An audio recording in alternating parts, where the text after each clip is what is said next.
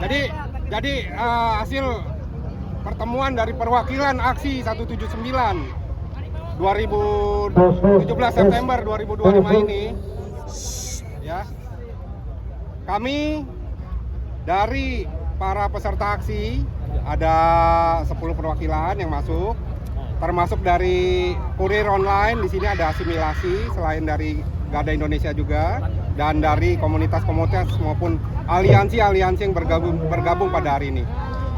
Dengan poin-poin tuntutan, yang pertama adalah rancangan undang-undang transportasi online.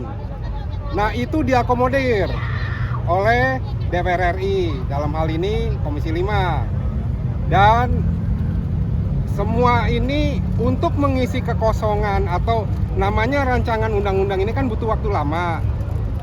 Presiden telah mengambil alih dengan membuat draft Perpres atau peraturan presiden, sehingga Pak, minta tolong mobil mundurin dikit, Pak.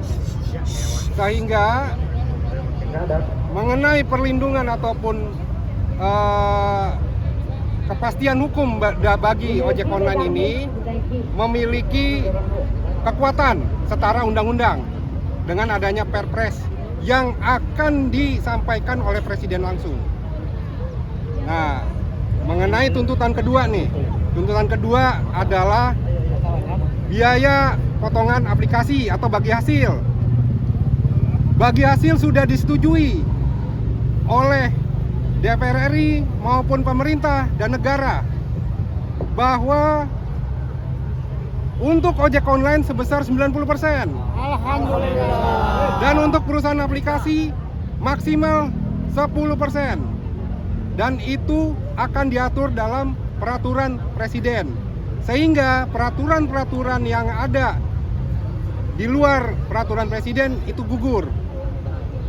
Jadi sudah ada kepastian, sudah ada, bagi kami merupakan kemenangan bahwa perusahaan aplikasi mendapatkan bagi hasilnya 10%, pengemudi online 90%. Yang ketiga yang kami sampaikan juga, ini juga untuk teman-teman kurir online ya, mengenai regulasi tarif antaran barang dan makanan. Ini sudah dimasukkan juga dalam Perpres. Sehingga di dalam Perpres itu komprehensif, jelas, tegas. Semuanya akan diakomodir mengenai tarif antaran makanan dan barang. Yang keempat, tuntutan mengenai audit investigatif bagi perusahaan aplikasi yang mengambil 5% dari para pengemudi ojek online. Itu akan segera dilakukan. Kami minta kepada pimpinan-pimpinan DPR juga audit potongan yang lebih dari 20% yang selama ini dari tahun 2020 sudah diambil oleh perusahaan aplikator.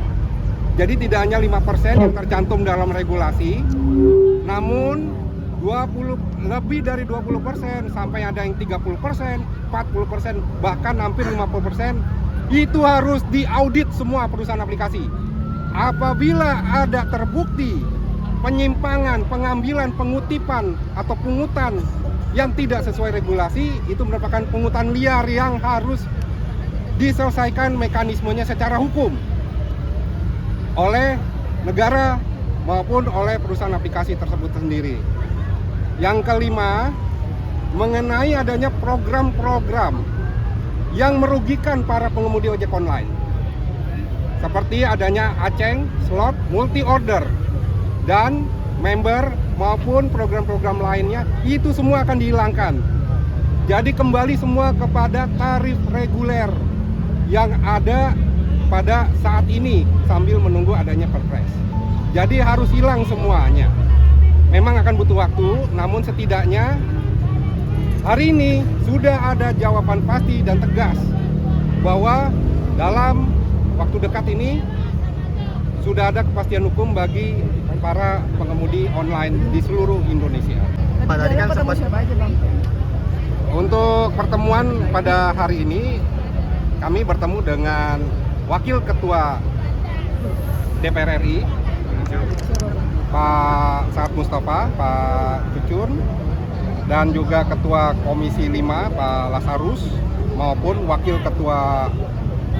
para wakil ketua Komisi 5 juga, dari Komisi 12 juga ada, dan beberapa pimpinan dari DPR RI.